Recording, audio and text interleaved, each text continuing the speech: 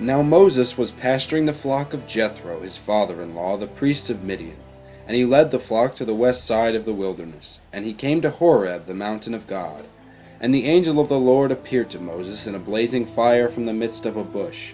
And he looked, and behold, the bush was burning with fire, but was not consumed.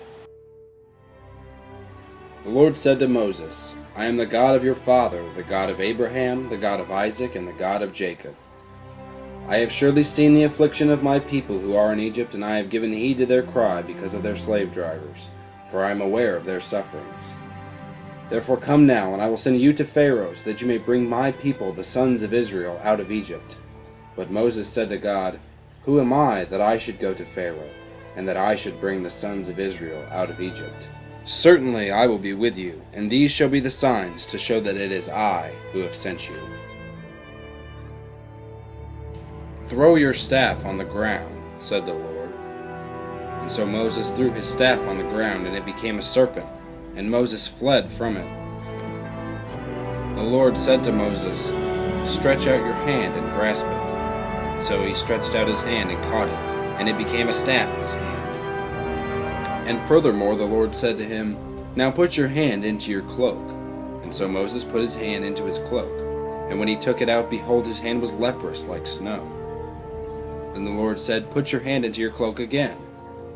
So he put his hand into his cloak again, and when he took it out, behold, it was restored like the rest of his flesh.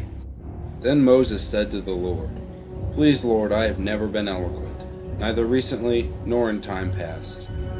Now please, send this message by someone else. Then the anger of the Lord burned against Moses. He said, Is there not your brother Aaron the Levite? I know that he speaks for you. And moreover, behold, he is coming out to meet you. When he sees you, he will be glad in his heart. You are to speak to him and put the words in his mouth. And I, even I, will be with your mouth and his mouth, and I will teach you what you are to say.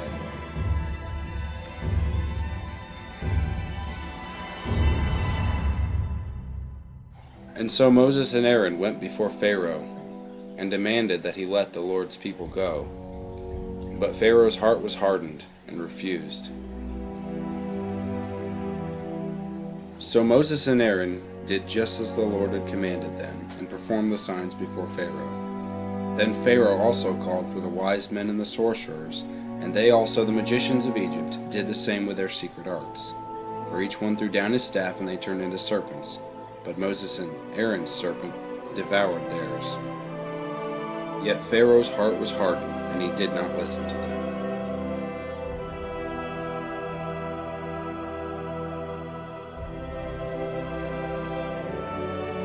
In the morning, Moses and Aaron went before Pharaoh as he was going out to the water, just as the Lord had commanded them.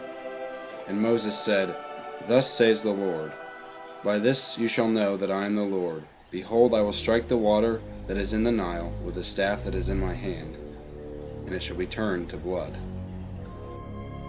But Pharaoh's heart was hardened, and he did not listen to them.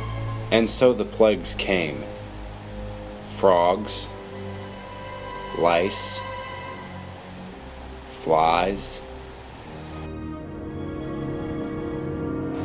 death of the cattle, boils, hail, locust, 3 days of darkness.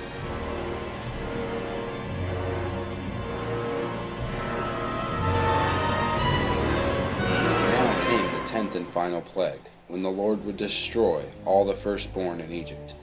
But he commanded the Israelites to put blood on their doorposts, so that he would know to pass by their homes and not destroy their firstborn.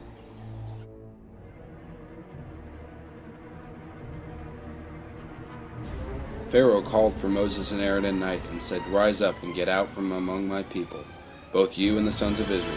Go and worship the Lord as you have said. And the Israelites plundered the Egyptians and left with articles of gold, silver, and clothing. Pharaoh had a change of heart toward the people and said, What is this we have done, that we have let Israel go from serving us? And so he made his chariot ready and took his people with him. When the Israelites reached the sea, Moses stretched out his hand over the water, and the water divided, and the Israelites were able to cross on dry land.